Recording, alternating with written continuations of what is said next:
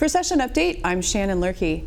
In the 1990s, Minnesota created MinnesotaCare to provide health insurance to Minnesotans whose incomes were too high for medical assistance, but were still in need of affordable access to health care.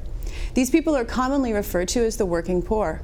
Currently, the qualifying annual income range for MinnesotaCare is from roughly $16,000 to $23,000 for an individual.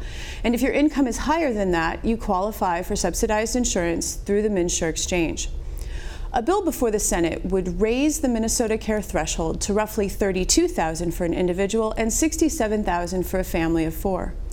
Joining me in the studio to talk about why this expansion is a good idea is Senator Kathy Sheran. Welcome, Senator. Thank you. Why should MinnesotaCare be expanded? Well, the expansion has to do with what we had in place before the Affordable Care Act. Mm-hmm. And we have studied the impact of the cost of health care on Minnesotans, especially working families, and discovered that with the current limitations on MinnesotaCare, there's an enormous cliff that people fall off of and are no longer eligible for these important programs, but really still do not earn enough income to afford a policy, even with the tax credits that are provided on the Minnesota Insurance Exchange. So we're smoothing things out by expanding the percent of poverty that a person has to be within in order to be eligible for MinnesotaCare. So there was an article in the Star Tribune in January that profiled a woman whose income is right on that cliff, as you mentioned. So some years she qualifies for MinnesotaCare and some years she has to go onto the exchange. So this expansion would help someone like her. That's correct. That's correct.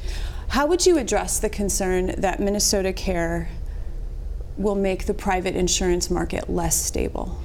Well, I think that one of the issues that causes that question to arise is a different bill that I've initiated and that is in the final bill, and that is the request for a waiver.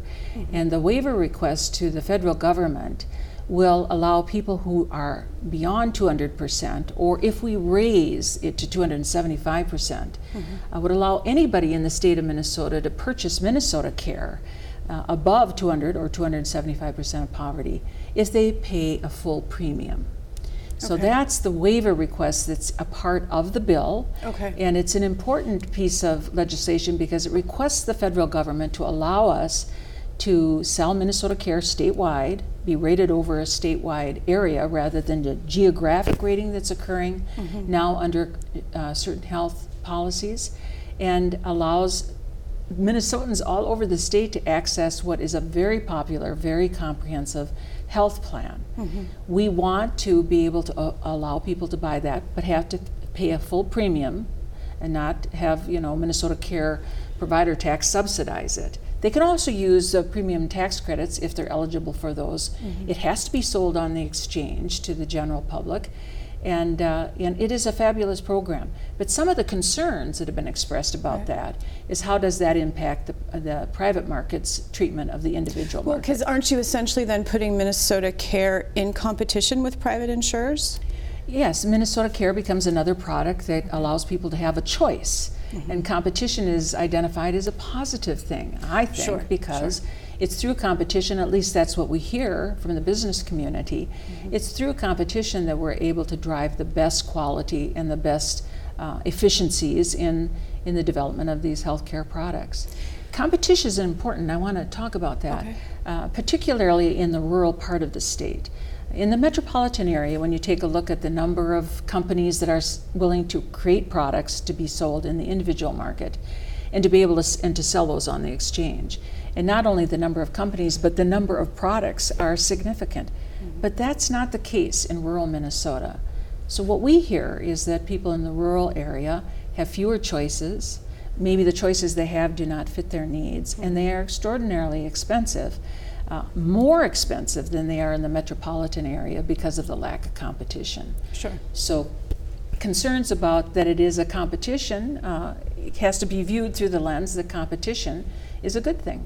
You mentioned a little while ago that MinnesotaCare, before the Affordable Care Act, did go up to 275% of poverty. And because of the Affordable Care Act, it had to get lowered. Do you know why it was lowered in the first place?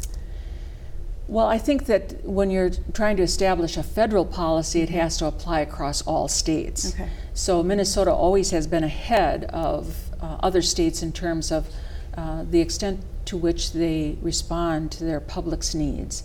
So our MinnesotaCare program was more generous than other states were providing.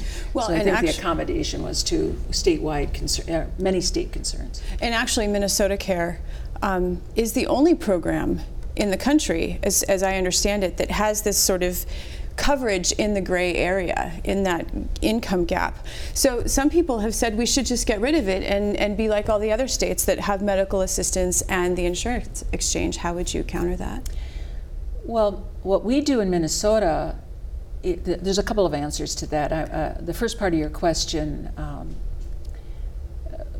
I needed to say that one of the things that we did do in getting a waiver to allow us to be able to do MinnesotaCare in the way that we do is to recognize that we would be able to capture what other states, what other people have in other states around premium tax credits, and capture the value of that and use it to be able to help us with some of our programming. And we also utilize the provider tax, which is due to sunset soon, to underwrite the cost of the health insurance product. And so there's a gradual increase in the premium size for people. As their income increases, so does their premium obligation increase. So it's a sliding scale. That's correct. Okay. And we think that, so the second part of your question was why not just go eliminate it altogether and go to the private market? But the problem is that the people who are above 138% of poverty still are not able to afford a product on the general market. Well, and 138% of poverty is actually not that much. For an individual, it's $16,215. That's not a lot of money to then also have to buy health insurance coverage. So that does make sense. What about the sunset of the tax that funds Minnesotacare? That is set to expire in 2019. Is your caucus working to extend it? To change that outcome? Yes. Another initiative besides expanding the option of MinnesotaCare to all Minnesotans, another bill that has been heard in the Senate is to eliminate that sunset of the provider tax. But also, along with that, to reduce and clarify in language what its uses can be. There have been a couple of options explored in health policy and in health finance. One is to limit its use simply to the services that are provided under the MinnesotaCare Act. So those services that providers have. Right now it's used for lots of other things, like the SHIP program, which is a health improvement program for studies that are done through the Department of Health to help enhance global and statewide health outcomes. But what we would do is go back to its original language and allow it only to be used for the services that are provided to persons who are eligible for the program. Another option is to reduce the size of the provider tax or to use excess or surplus money to enhance the rates of the providers. So that's what we're looking at in the Minnesota Senate, to lift the sunset, to continue with the provider tax, because in about 2020, we will be about $490 million short of what we need in order to support not only MinnesotaCare, but a number of other programs that are promoting the health of people in the state of Minnesota. Well, Senator Sheran, thank you for coming to the studio and talking with us about healthcare and the policies that you've put forward to help navigate the future. Thank you very much. Thank you for the time.